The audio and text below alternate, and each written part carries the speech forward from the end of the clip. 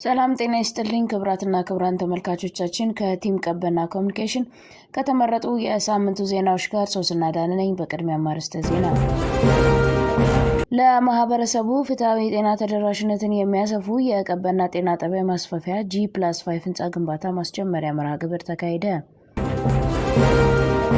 የሞዴል ብሎክ አጠቃላይ የመንግስትና የፓርቲ ስራዎች ተገመገመ። የ2018 በጀት ዓመት ሁለተኛው ሩብ ዓመት ድጋፍና ክትትል ሪፖርት የጋራ ተደረገ። የአራዳ ክፍለ ከተማ ወረዳ 7 አስተዳደር በባለጉዳይ ቀን አገልግሎት አሰጣጡን አጠናክሮ አስቀጥሏል። ወደ ዝርዝሩ እናልፋለን። አብራችሁን ቆዩ። ለማህበረሰቡ ፍትሃዊ የጤና ተደራሽነትን የሚያሰፉ የቀበና ጤና ጣቢያ ማስፋፊያ G+5 ህንጻ ግንባታ ማስጀመሪያ መርሃ ግብር ተካሄደ። በአራዳ ክፍለ ከተማ ወረዳ 7 አስተዳደር የቀበና ጤና ጣቢያ ማስፋፊያ G+5 ህንጻ ግንባታ የማስጀመሪያ መርሃ ግብር ላይ የአዲስ አበባ ከተማ አስተዳደር ጤና ቢሮ ኃላፊ ዶክተር ዮሐንስ ጫላ፣ የአራዳ ክፍለ ከተማ ከፍተኛ አመራሮች፣ የክፍለ ከተማ ደጋፊ አመራሮች፣ የወረዳ ዋና ስራ አስፈጻሚን ጨምሮ የወረዳ አመራሮች፣ የጤና ጣቢያ ኃላፊዎች፣ የጤና ባለሙያዎች፣ የአካባቢው ነዋሪዎች እንዲሁም ሌሎች ባለድርሻ አካላት በተገኙበት ተካሂዷል። የአዲስ አበባ ከተማ ጤና ቢሮ ኃላፊ ዶክተር ዮሐንስ ጫላ በዕለቱ ተገኝተው እንደገለጹት የቀበና ጤና ጣቢያ በከተማ ውስጥ ከነበሩ አንጋፋ ጤና ጣቢያዎች አንዱ መሆኑንና ከሚጠበቅበት የአገልግሎት አሰጣጥ አንጻር የነበረውን የመልካም አስተዳደር ጥያቄ ለመፍታት አስተዳደሩ እንደ ሌሎች ጤና ጣቢያዎች፣ ሆስፒታሎች ሁሉ የህዝብን ጥያቄ ለመመለስ በአጭር ጊዜ ለማጠናቀቅ ህንጻ ግንባታ ማስጀመሩን ገልጸዋል። ቀደም ሲል የነበረውን የመከላከልን ማዕከል ያደረገ የጤና ፖሊሲ በማሻሻል ከመከላከል በተጨማሪ አክሞ ማዳንና የስነ ልቦና ሕክምና መስጠትን በማጎልበት ለዘመናት የነበረውን የሕክምና አገልግሎት አቅም በእጥፍ ማሳደግ መቻሉን የገለጹት ዶክተር ዮሐንስ አዲስ አበባን የጤና ቱሪዝም መዳረሻ ለማድረግ በትኩረት እየተሰራ መሆኑን ገልጸዋል።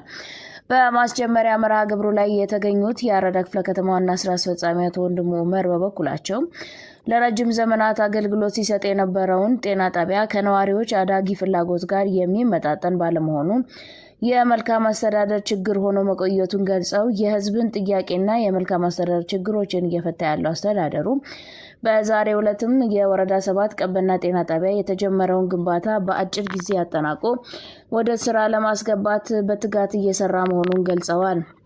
የአራዳ ክፍለ ከተማ ወረዳ 7 አስተዳደር ዋና ስራ አስፈጻሚ አቶ ፀሐዬ ብርሃኑ በበኩላቸው ይህ መርሃ ግብር የመሰረተ ድንጋይ የሚጣልበት ሳይሆን ለዓመታት የቆየውን የነዋሪዎችን የመልካም አስተዳደር ችግር ለመፍታት የሚያስችል የጤና ጣቢያ ህንጻ ግንባታ መሆኑን ገልጸው የለውጡ መንግስት የሚያስጀምራቸውን ማንኛውም ግንባታ ከተቀመጠው ጊዜ ቀድሞ በማጠናቀቅ የህዝብን ተጠቃሚነት በማረጋገጥና የከተማዋን በማዘመን ረገድ ውጤታማ ስራዎችን እየሰራ መሆኑን ገልጸዋል።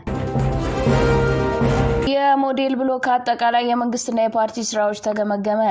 የአራዳ ክፍለ ከተማ ወረዳ 7 አስተዳደር የወረዳው አጠቃላይ አመራሮች፣ የክፍለ ከተማ ደጋፊ አመራሮች በተገኙበት የሞዴል ብሎክ አጠቃላይ የመንግስትና የፓርቲ ስራዎች ተገመገመ።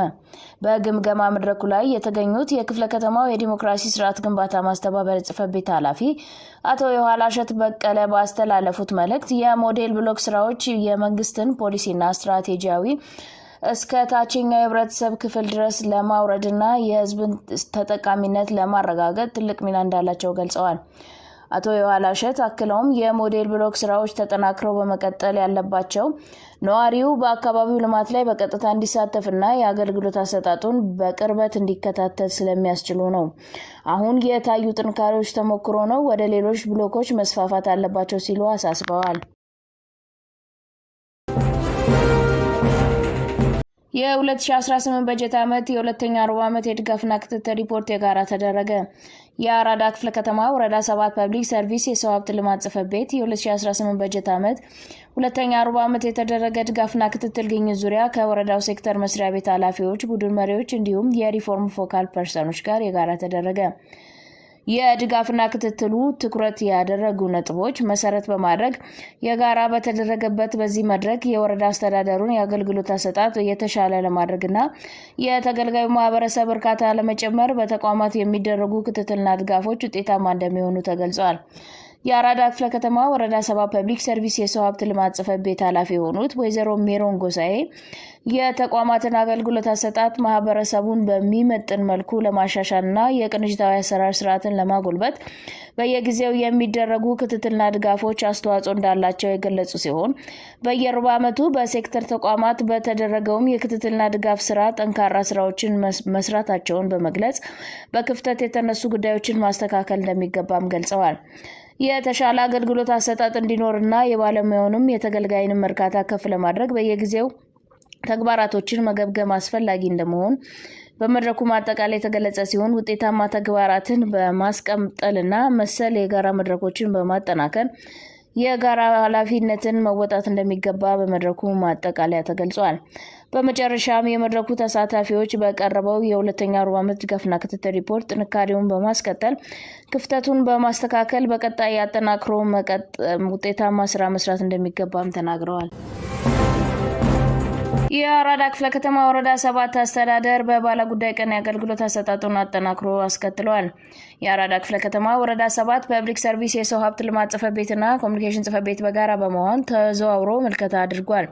በአስተዳደሩ የተቀናጀ የተቋማት አገልግሎት ነዋሪዎች ለሚያነሷቸው የመልካም አስተዳደርና የልማት እንዲሁም ሌሎች ጥያቄዎች አመራሮች በአንድ ላይ ሆነው ፈጣን፣ ግልጽ፣ ፍትሃዊ ምላሽ እንዲገኙ በማድረግ ላይ ሲሆኑ በተመሳሳይ የተቋማቱ ያሉ አመራሮች ሰራተኞች በሰዓታቸው በስራ ቦታ በመገኘት አገልግሎት ፈልጎ የሚመጣ ባለጉዳይን በማዳመጥ ተገቢው ምላሽ በመስጠት ላይ እንደሚገኙ መመልከት ተችሏል።